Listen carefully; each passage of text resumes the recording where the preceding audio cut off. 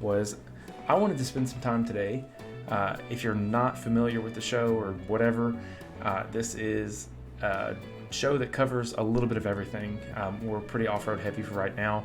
If you're not subscribed to the YouTube, Facebook, Twitch, whatever it is, wherever you're going to watch or follow us, everything we do is live streamed, but we also have everything up on YouTube if you miss it, all the highlights at least.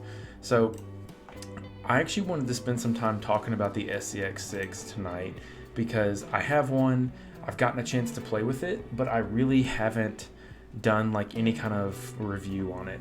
And what I really wanted to do tonight was go over this, go over the new release of the Trail Honcho.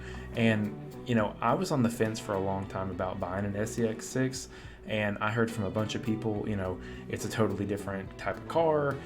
It's, you know, I heard everybody's opinion, you know, it's different kind of thing, but it's good. Everybody I know enjoyed it. I don't know of anybody that was like, man, this totally sucks or whatever, you know, something like that. So I'm going to give my thoughts on it. First thing, right out of the box, it's got a 2-speed transmission. Low gear is really, really low. And what I'm going to do actually is I'm going to pull up some YouTube footage of the Axial SCX6 trail footage. James Thomas, thanks for liking the stream, buddy. Trail footage. There's one guy that I really, really have enjoyed watching his videos. And that actually might be you, James. But James Tomlinson on YouTube.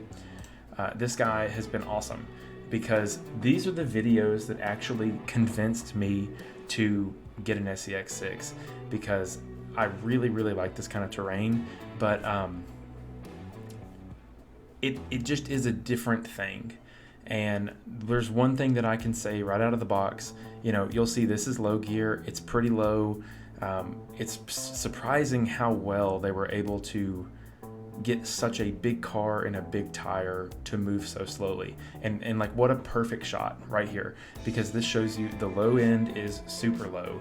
And the high end, which I'm sure you guys have seen all the videos on YouTube that are out there already, people, you know, like full-size men going around and riding SCX6s. It's pretty amazing. So what I wanted to do was I got one, and there wasn't anything that immediately was like, wow, this is amazing, other than the fact that it's just huge.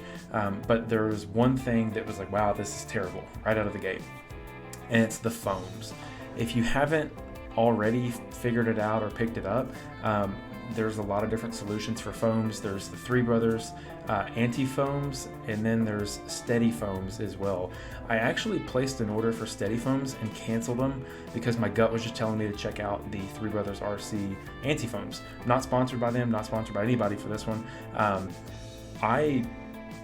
It is an amazing difference. I've never been someone that put aftermarket foams in any of my cars.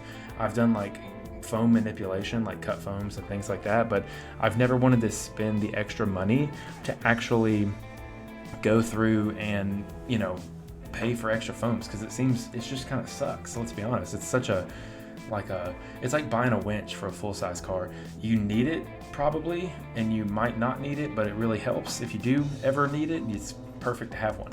So that's how I feel about buying them. They weren't terribly expensive, but you know, they're $65-$70 or whatever. So it was, you know, not a trivial purchase by any means. But the stock tires really suffer because they roll completely.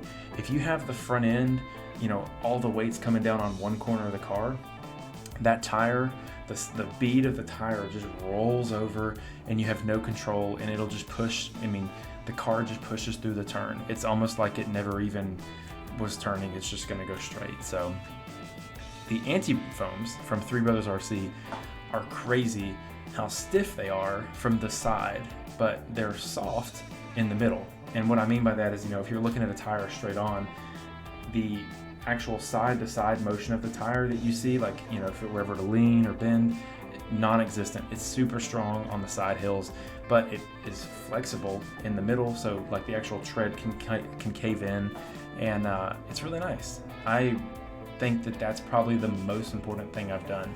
The other thing is I have a limit strap set up not on the sides, but actually in the middle.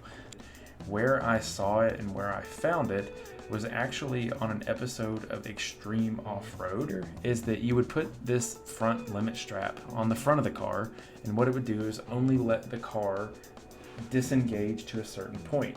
And basically that kept you from, once you got to such a severe incline, the front of the car actually begins to unload, and it prevents that because it'll only let the center of the car unload so far, but the side to side at each wheel it can unload completely. Because it's in the center, it doesn't limit articulation on the sides.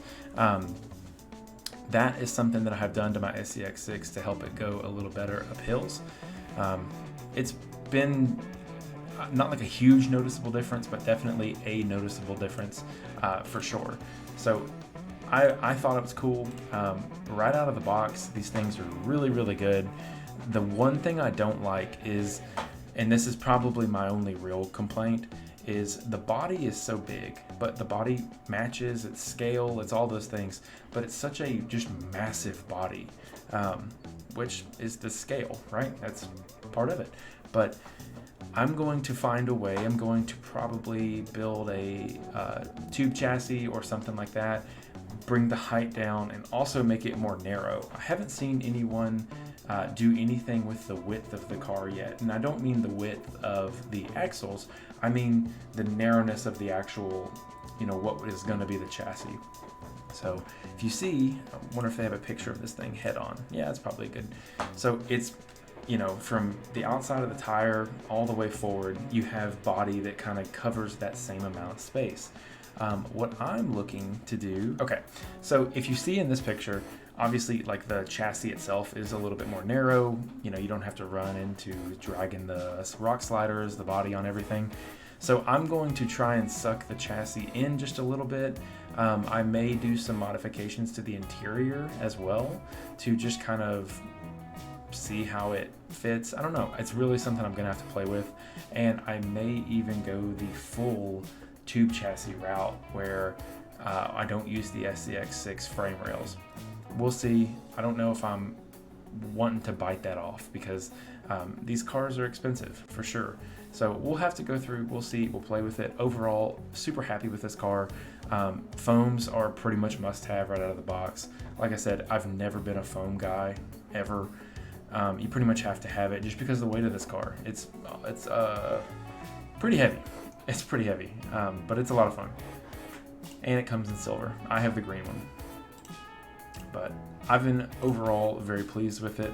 I'm curious, there's a couple builds out there that are really, really special. So I'm excited to do something fun with it. But if you guys want to, let me know what you're going to do with your car, and let me know, what do you think about the SCX6, because I think it's really something special. Obviously today they just released the new Honcho, which I've got a picture of somewhere around here. If we can pull that up, we'll do a quick little peek at that. And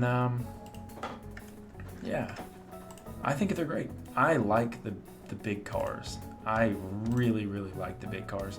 So here's obviously the picture that's been floating around quite a bit. You can see that the scale on it is just massive. There we go. That's a great picture. So it does exist. There it is. My big complaint is let's make some cooler looking tires. I'm not a fan of the Falcons. And I would like to see one of these in person to see the scale. But I'm going to go a little bit of a different route, and we'll see about that. So like I said, if you guys enjoyed it, hang out more. Come watch the stream. Give us a like, all that kind of fun stuff. We appreciate it. We'll see you next time.